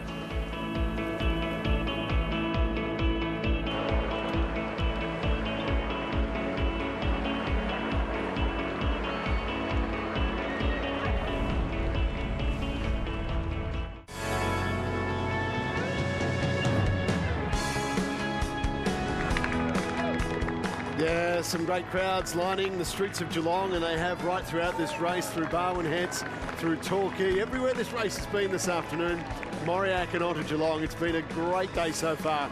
We're moving into the final stage as we have just over 26 kilometres to go, and great atmosphere here at the finish line at the moment, where big crowds are making their way down to be here for the final moment to see this man, Cadel Evans, the 2011 Tour de France champion, wearing number 1, his famous BMC red, black and white, and of course the yellow shoes and the blue bike, and he is working hard out on there. He is going to give his last race absolutely everything, and this is classic Cadel Evans. It's Cadel Evans on the attack as he bridges across to the leading group. He utilised his teammate Sylvain Dillier, the 24-year-old Swiss climber. He's just about done. He steps out of the way. Cadel takes care of business. He's at the front of the race. 26 kilometres remaining. That was premeditated, that Dillier was told to do that by Evans, and now it's time to try and alter the face of this race at 26 kilometres from the finishing line, 6 kilometres from seeing him for the last time before the actual finish. Dillier on the move. And as soon as Cadel Evans comes across to the front, one of his teammates attacks. Danilo Weiss, he's been so active throughout the race, and he's active once again. And now they, with a BMC rider up the front, everybody looks around and tries to work out, well, who does the chasing now? So often we've been looking to Cadel, looking to BMC. This is perfect for Cadel to have one of his teammates going away. Tactical change. We look down there at Ian Stannard, number 25 there. This is an interesting tactic now, because Cadel Evans has suddenly thrown the gauntlet out to all the other teams by putting one of his men out front. And Danilo Weiss has a very, very good form. 3 months ago, many of us thought, myself included, the course wasn't hard enough for Cadel to win. Phil, The course is hard enough. Cadel's form is good enough. And the occasion is right. This is a softener here by the 29-year-old. This is a man, by the way, who's ridden the race across America, which is about 5,000, 8,000 kilometres, I think. Unbelievable. He's just warming up. Twice. And he's done it twice. Alex Howes now at the back of the main group. And somehow, it looks like Sylvain Dillier, number 2 in the red colours from BMC, looked like he was done. He is fighting his way back once again to sacrifice for Cadel Evans. And he's got Michael Schär with him as well. Michael Schär was one of the important riders for Evans in the 2011 Tour de France. Strong as a horse, stands 2 metres tall. And now we've still got Daniel Weiss here making the move now, the Swiss rider on the squad. He's only won a couple of races in his life, but he's here as a workhorse. His last race win was actually in 2009 in Canada when he won the opening day of the Tour de Beauce. Well, he led it for a couple of days as well. Now he's going to be joined. There's going to be 3 riders up front. He saw them. He's waiting for them. 3 riders forming at the front. Daniel Weiss, Ian Stannard, Peter Seri. That's the combination of 3 at the front. Robbie McEwen, we head back down to you. Guys, Richie Porte has just attacked from the main peloton. He has gone across towards that group of Seri and Ian Stannard. Cadel Evans caught out a little bit there. Richie Porte, he dived from the back of that group on the long, fast, false flat. He's gone, he's taken a group of 4 with him. He's got another BMC, but Richie Porte is fully on the attack. First time he's put his nose in the wind today. He caught them off guard and he's opened up a 15-second gap. The problem for him is now none of those guys want to work with him. He's trying to get across to Stannard. Look at the brilliant teamwork of number 2 in the red colours. That is Sylvain Dillier. He sits on the wheel of Richie Porte and he tries to persuade that breakaway not to maintain their momentum. The defensive role for Cadel Evans. It's all in the Evans basket today for BMC Racing. Yes, it is, and they're all riding for Cadel to try and set him up for a perfect attack on the last time up the hill, but we're still 23 kilometres out here. The flick of the elbow by Stannard as he looks across at the other 2 riders. Dillier goes through, Weiss goes through here. Has Weiss been given the green light to potentially go and get the win? I just feel it's a counter-attack. It's a counter-attraction to try and draw the sting of the others. But it caught Richie Porte on the move, that's for sure. I agree. Surely in his final race. This isn't the final act today. That's to come on the last lap. Wait for it. Is that the New Zealand flag there, Matt? Don't mention where Pavlova comes from. Just checking. OK. This is the leading group. Peter Seri in the red colours, number 4. That is Daniel Weiss, the Swiss climber. Ian Stannard in the black, the former British national champion. And it's not just the pace that's hotting up now, the weather's getting warmer as well, and it looks as though we may have seen the last of the rain. The sun shines on Cadel Evans in the last hour of his career.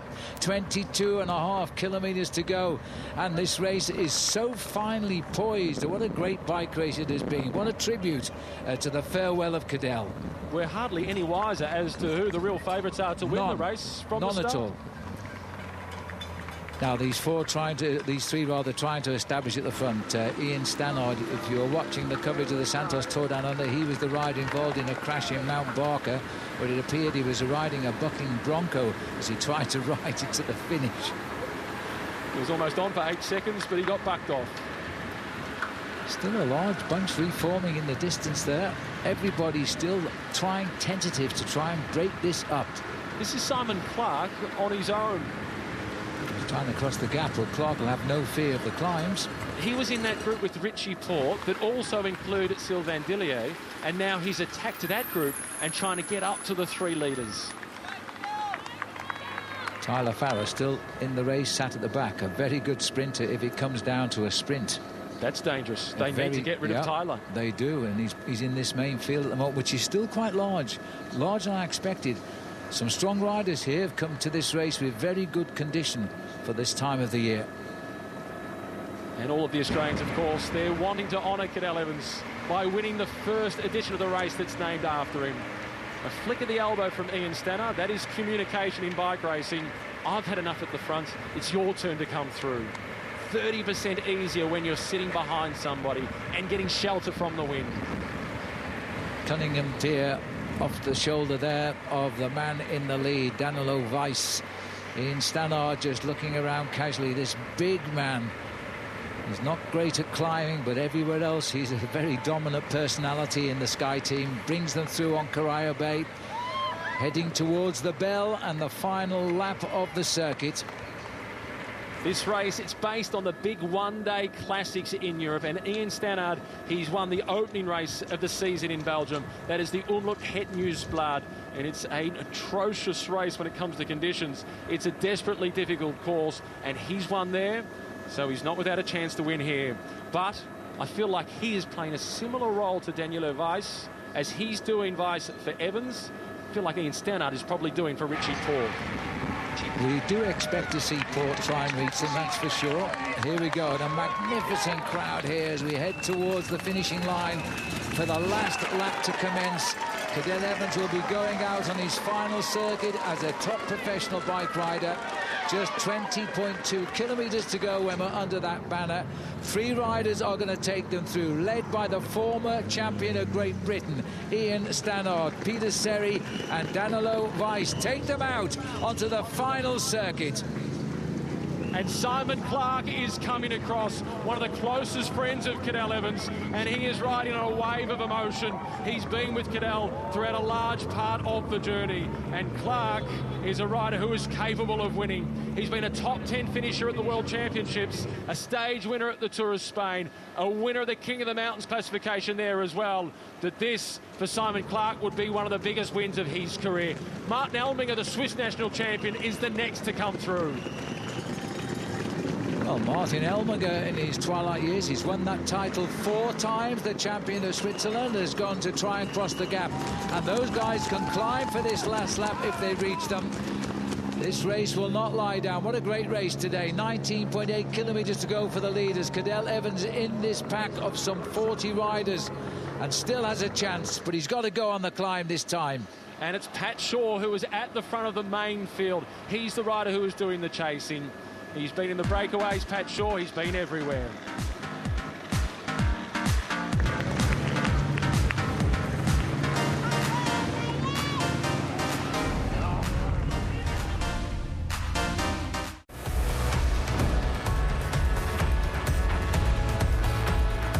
Geelong plays host to the final race in the career of Cadel Evans. He's inside the last 18 kilometres in a career that has spanned 20 years and has included victory at the World Championships and the Tour de France. The situation of the race, there are 4 riders in front with a 38-second advantage. One of them is Simon Clark at the back of the group. Another, Danilo Weiss, in the red colours, a teammate of Cadel Evans, but Clark looks under serious pressure. I can't work Clark out. He's not recovering. I think he's still very much under pressure from the chase across to catch these leaders. He's gone off to the wrong side of the road, right hand. He gets at least the benefit of the tighter turn. That was a clever tactic. Only an Australian would know that, because the British rider went the long way round. And look at the gap that's been left now by Stannard and Peter Serry having to close down that gap. Simon Clark, could he be bluffing? The answer is I don't know. He's doing a good job at it. I'm pretty sure about that. He used a lot of energy to reach these leaders, but for a moment it looked as though he was actually feeling a little bit weak. We'll know very shortly, because he's got to attack on the climb if he can. Here he is, Simon Clark, number 12. A key lieutenant to Cadel Evans when Evans won the world title in 2009. They're not teammates today, but there's a lot of respect between the two, and they're also good friends. And the flag of the Isle of Man flying off to the right there. That'll be for Peter Kenyuk, who's now back in the main field. He's been very quiet the last few kilometres. We've run along the Barwon River here, famous for its oarsmen. And indeed, the new CEO of Australian cycling is Nick Green, who got himself 2 gold medals in rowing in '96 and 2000. This is Martin Elminger, the Swiss national champion. He rides for the IM cycling squad, which also includes the Australian champion, Heinrich Hausler. He loves racing in Australia, Martin Elminger. He's a former winner of the Tour Down Under, and he's getting himself across this gap. He's almost there. he pops up at the most strange times, Martin Elminger, and he gets the big wins. Now, if he came across this gap and rode away, that would be another big feather in his cap. There he is in the distance. These are the four riders heading to the final rendezvous with the climb of Shilambra Avenue before we come round to the finish. Peter Seri in the best position he's been in for a while to try and win this race. He's a good climber, Peter Seri, and Danilo Weiss at this point, surely he just follows the instructions of the team who are looking after Cadel Evans back in the main peloton. There's Evans off to the left-hand side of the screen. The red colours, the blue bike, the yellow shoes, the man that wears number 1. And it's Garmin, Cannondale Garmin, the new team on the block here now, being left to do all of the work because the other teams have got their men in the group up front and they're just watching and waiting. This is big Martin Elminger, 4 times the road race champion of Switzerland. He's reaching the foursome. We're down to 15.3 kilometres. It's about to be a group of 5 at the front with Elminger making contact. Robbie McEwen, you're with them. Oh, well, I tell you what, fellas, I would not be fooled by Simon Clark. Very cagey little bike rider, knows exactly what he was doing. He wouldn't even make eye contact with his breakaway companions. He got across, he knew he needed a rest. He's trying to time this so he stays enough in front of the bunch, saves enough energy, and then attack these guys on the climb. He's pulling these faces, he's trying to put it on. He's a very, very good actor, and you could expect him in Hollywood anytime soon. If he decides to hang up the bike, he'll be the one to go for my money. I'm with Robbie. I thought he was bluffing. Robbie thinks he's bluffing.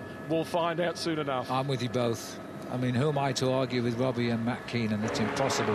As these 2 riders look down here now, Elminger has got across, and watch out for Martin Elminger. There he is, proudly carrying the colours of the Swiss champion for the 4th time.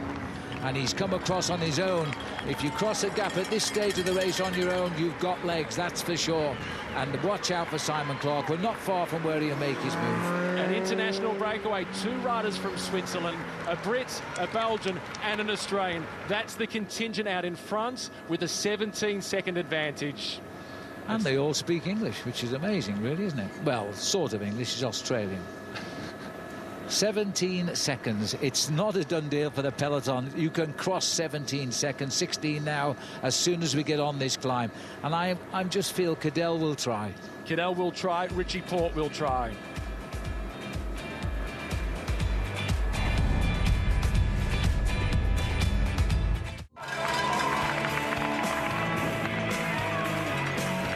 They're approaching the top of Chilamba for the final time. This is David Aviella, the Italian from Cannondale Garmin, who's launching a big attack.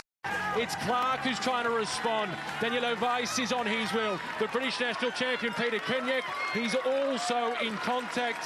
In fact, at the front, it's Moreno Moser who's come across. It's Moser, and he's just caught the leaders, and the peloton are right on the back wheel of these leaders as well. It's going to be all change on the way down. Moser, it's a big name in Italian cycling. His uncle was one of the greats of Italian cycling, a winner of the world title, the Giro d'Italia as well. He's filling some big shoes. Moser, Clark, Kenyek, Weiss, that's the 4 in front. Well, Clark was compromised a little bit there as it faltered towards the end, but we've now got new leaders at the front and a lot of people in with a chance. The race is splintering. Robbie McEwen, how do you see it?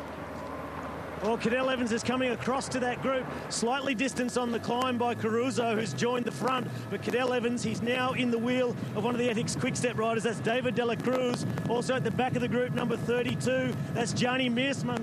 Evans has made his move. He's joined this group, slightly split at the moment into 2, but he's looking to try and cross that gap on this fast downhill. Cadel Evans hanging over the back of his bike, trying to get completely aerodynamic, not getting any help from the Cannondale Garmin rider. Back on the pedals now, pushing. The peloton has been distanced, seem to be sitting up, swinging across the road. This could be the one. Evans has a teammate right in front, diving through this roundabout, 85 kilometres an hour straight through it. Glass half full, glass half empty. The half full part for Evans, he's towards the front and he's got a teammate. The half empty, Gianni Meersman is also there for Quick Step. There he is, number 32. He is a quick finisher, Gianni Meersman. But is it going to be a sprint finish yet? Because Peter Kenyuk is piling on the pressure on the front. But take your hat off to Cadel Evans. I told you he would not retire with grace and dignity. He's retiring a champion. He has had a very, very tough race today. He's bridged gaps. He's gone into the leading group now. Cadel Evans, some will ask the question, why? Why retire with form like this? Because with form like this, you go out with style. It's a fitting end to a glorious career. 10.3 kilometres remaining in the career of Australia's greatest cyclist. He's joined the leaders now, and we've got 2, 4, 6, 8, 9 men forming at the front. And the man at the back, Gianni Meersman, the big sprinter who won the stage of the Tour de France into Ghent, as we all breathe in for the narrow approach to the base of the climb again. They get across it safely. Nathan Huss is also there for the Cadel Garmin squad. He's number 62. Peter Kenyek, the British national champion, number 23, the white colours with the black nicks. He's been so aggressive throughout the race. And Gianpaolo Caruso, the Italian riding for the Russian Katusha team, he was always considered one of the favourites, number 41. He's also in the group. Simon Clark, he's the big hope for the Orica Green Edge team. Moser, this is Daniel Weiss now. He turns from leading the breakaway group with a slight chance of winning to working for Cadel Evans with a big hope of winning. Oh, the face on Peter Kenyuk now. He's worked so hard all day, that man in the white jersey. As they continue, Cadel Evans has made the split here, 9 kilometres from the finish. There's still a real chance for a fairy tale ending, but Kenyuk goes again and grits his teeth, but Cadel Evans kicks again. And he looks okay. Evans, it's a little grimace, but he's composed. He's holding the wheel of Peter Kenyuk.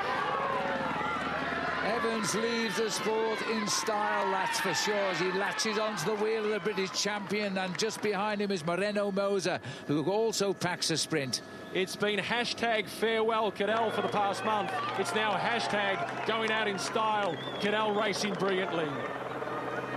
Just looks across, assesses what the riders are like as Moser takes up the lead again. Kenyuk tucks into his back wheel. Clark trying to attack on the opposite side of the traffic island. A sneaky move by Simon Clark. That's a very cheeky move by Simon Clark, the only man to have won the King of the Mountains in the Vuelta a España, the Tour of Spain.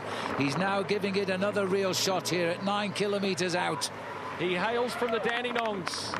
His father was born in South Africa, and Simon Clark is a rider that knows how to attack. When he won a stage at the Tour of Spain a few years ago, it was from a breakaway with Tony Martin, the 3-time world time trial champion. So he can beat the very best Simon Clark. Now a few cheers for Clarkey out on course. It's all or nothing now. This is his final commitment here. It's win or lose, I think, as Simon Clark tries to go alone. He knows the strength of sprinters in this group, and don't write the pack off either, because they're not that far behind, you know. They're still in touch. Luke Rowe is the rider from Sky who's tagged on to the back of this group. Number 41 is Gianpaolo Caruso. He came across with Cadel Evans. Luke Rowe's arrival is crucial. He is a teammate of Peter Kenyuk, the British national champion. There's another climb to come, another opportunity for Cadel Evans to attack, perhaps the last in his career. Clark surrenders. It's not a white flag, it's just a momentary surrender. Shake of the legs. Composition of the group includes Nathan Haas as well. Another Victorian rider. Well, he's a Queenslander, wasn't he, Nathan? As we look down here, the 9 riders trying to settle it once and for all, but at 8 kilometres out, it's not settled in any way. What a good race this has been. The pros have really turned on the style here, and Cadel Evans will not go out of this picture without a fight. David De La Cruz, the Spaniard who is at the front, he is trying to control it for the next rider who's wearing the same colours as him, Gianni Meersman. Meersman is the quickest sprinter from this group. He doesn't want to see any more attacking from the likes of Evans, Clark or Kenyuk. He wants it to stay together. He will back himself in this group. Number 32, the Belgium from Quickstep. I'd be very worried about Gianpaolo Caruso on the back of this group as well. Now, where is this coming into our picture? Because this is Heinrich Hausler. He's trying to get across up to that group of 9 riders. This is the champion of Australia. That's a recognition, I think, that these 9 are probably not going to be caught. But deja vu. Heinrich Hausler was in exactly the same position at the National Championships, dropped on the final climb, rejoined the front group and won the sprints. Well, if he gets across, he might be able to do it again. This is David de la Cruz here, the rider that broke his collarbone in his first crack at the Tour de France last year, now driving the pace at the front. And broke it when he was in the breakaway. Yes, he was, in right-hand bend, and down he went. 6 of them up front. Cadel Evans riding like the champion he's always been throughout a career that spans almost 20 years. First to wear the Maglia Rosa in the Giro d'Italia, finally got to finish 3rd in that race. Then won the Tour de France, won the World Professional Road Race Champion, won Flèche Wallonne, now retiring on his own roads, just down the road from where he lives, and he's in the leading group. And he's retiring on his own terms, racing against the best in the world. And at the moment, beating them as well, as we just watch here. David de la Cruz keeping the pace on the front. As a move by Kenyuk, he goes again. And importantly, Daniel Weiss follows the move for BMC. So does everybody else. They're switching across. There's a lot of fresh legs in this group, despite the distance almost done. And Marino Moser is going to go right over the top of him. The big Italian, he opens up a gap. Kenyuk is searching for the answers. It's D, all of the above. You need everything to get on terms with the Italian. 6 kilometres to go. Moser is gone. The genes in the family are famous ones. Uncle Francesco won 3 straight at Paris-Roubaix on one occasion. Now, is this the move to finish it all off? He's still got 6 kilometres to go. And he's always got good early season form, Marino Moser. He's been a winner of the Italian race Strada Bianca, which is a race that goes across the white roads of Italy. That's a brutal course. This has proved to be the case. And Marino Moser might be replicating that performance from Italy a couple of years ago. Well, that was the last time he won a race in 2013. Let's see if he can change that today here in Australia. Inside 6 kilometres. He's put his cards on the table. Now, can they wind him back in? The responsibility now is with De La Cruz to do the chasing for Gianni Mersman, the Quick-Step team. And also Daniel Weiss to try and close it down to give Cadel Evans every opportunity to win his final race. Here is Evans, number 1. He's under serious pressure. Cadel Evans trying to stay in the slipstream of Simon Clark, and a look across the shoulder. It's into the eyes of Luke Rowe. Yes, and Rowe's hanging on as well as Evans crosses to the back wheel of Simon Clark again. Little acceleration. If you get caught out now, the wind catches you. He's back in. He is back. Luke Rowe. Could he be the man for Team Sky? Kenyuk hasn't been able to get away on the climbs, and now it looks like the British national champion is doing the chasing for Rowe to be the sprinter. It's been such a good race, Matt. We've talked about everyone at some stage as being the next winner of this race. It's the way it is. There's still 8 riders left there, and one man has slipped away, and I'm not sure whether they can work together to bring him back. This is the last chance, the long straight roads before we swing round to Carrillo Bay. 4.8 kilometres. This is a man who's never won a bike race since March 2013, but he's the one that's been talked about all day by his manager Robbie Hunter as the man who could do it. And now is the time to do it. As he looks down, you can see the mouth is wide open. He not dare look across his shoulder. He will see them coming, but are they coming quickly enough? 24 years of age, seems to have been around forever, but that's all he is. He's a man of the future, and I think it would be fitting to see a man of the future win this race as we say farewell to Cadel. But they're bringing him back. They've got the ropes out and they're hauling him in. Latest check is 6 seconds. Cadel is sat on the wheel of Simon Clark. And it's Daniel Weiss and Peter Kenyuk who are doing the chasing at the front. It is then Nathan Huss who is sitting in 3rd position, a teammate of Moser and another one of the Australians in this group. Number 32, Gianni Mersman. 12 is Simon Clark. Number 1, he knows no introduction required, Cadel Evans. And just look at the action back here as well. This is Pantano, the Colombian rider, trying to pace now. One of the riders, his teammate Martin Elminger. We go back up to the leader. There's the group. Hey, this is looking like this group is the deciding group, and Cadel Evans is in it. 3.6 kilometres to go. When you see an effort like this, you would love him to succeed, but not today, because you want Cadel to win. He's about to be caught, but this group is starting to splinter as Nathan Huss is letting gaps open up ever so slightly. Daniel Weiss in the red colours, followed by Kenyek, then Huss, as they're about to catch Moser. I've never seen Weiss ride so well as this, and he's doing it because he wants Cadel to stay in this race at the front.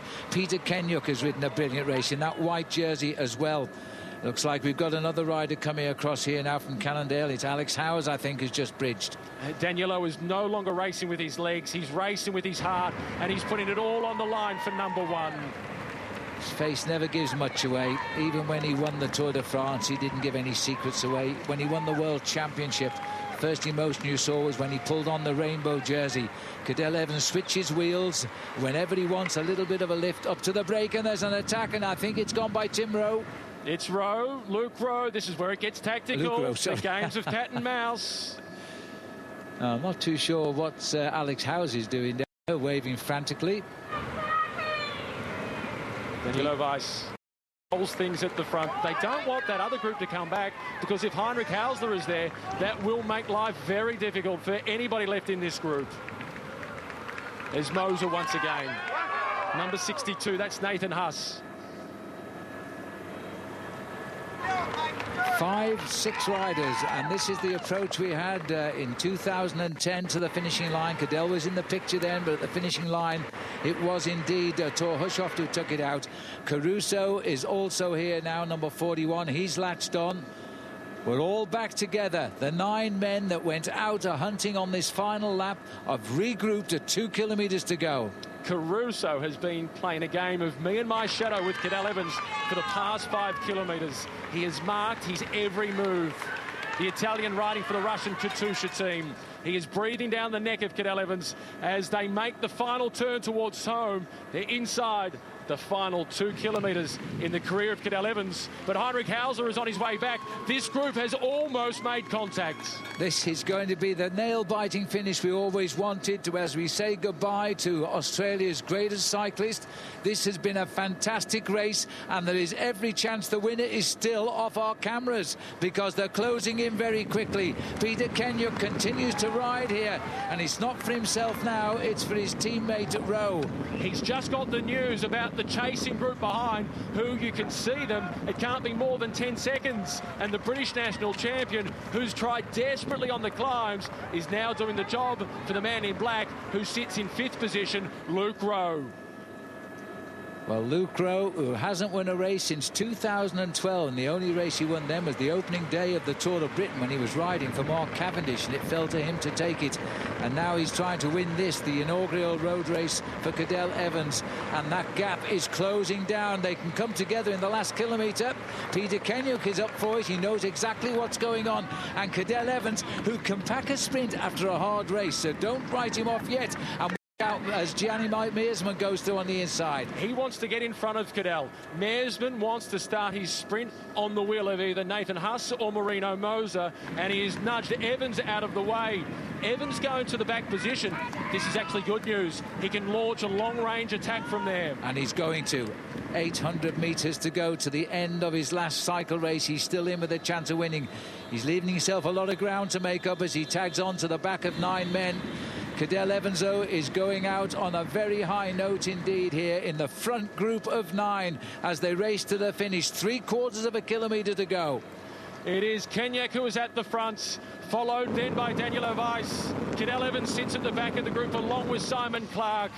When does he open up the throttle? Can he possibly have one last dip at a victory? Luke Rowe in the black colours. He looks like he's the first to break and go. Danilo Weiss has hit the front. Danilo Weiss, but Cadel Evans has got to come off the back if he wants to, but the sprinters are getting control of this now as Luke Rowe comes up, a rider who hasn't won a race since 2012, and is this going to be the one as he comes up to the line? Is Gianni Meersman. Meersman gets it on the line and punches the sky. Simon Clark, I think, might have got in 2nd place as he crossed the line. And Nathan Huss across the line, by the looks of it, in 3rd. We'll just have to see how quickly Luke Rowe faded. But Gianni Meersman, we warned everybody about the arrival of Meersman.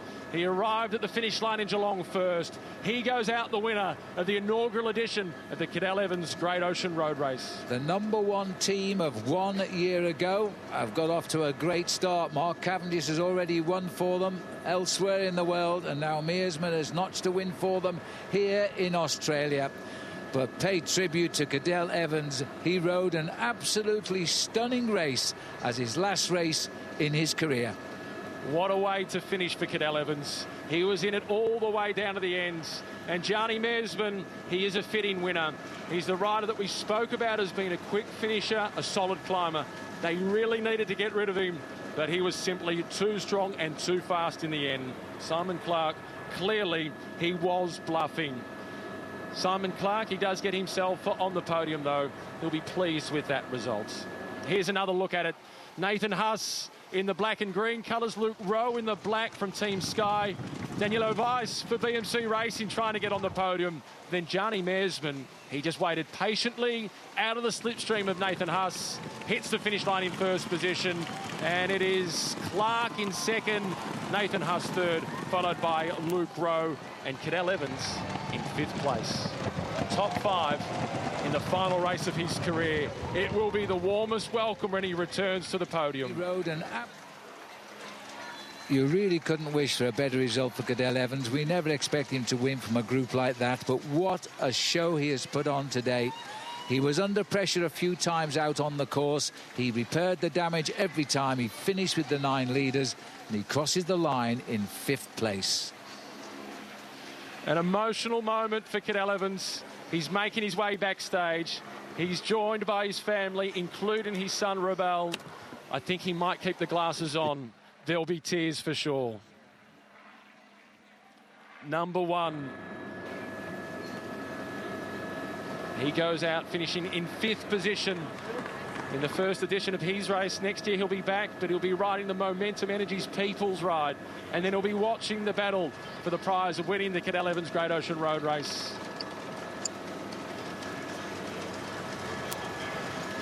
An extraordinary day for Cadel Evans.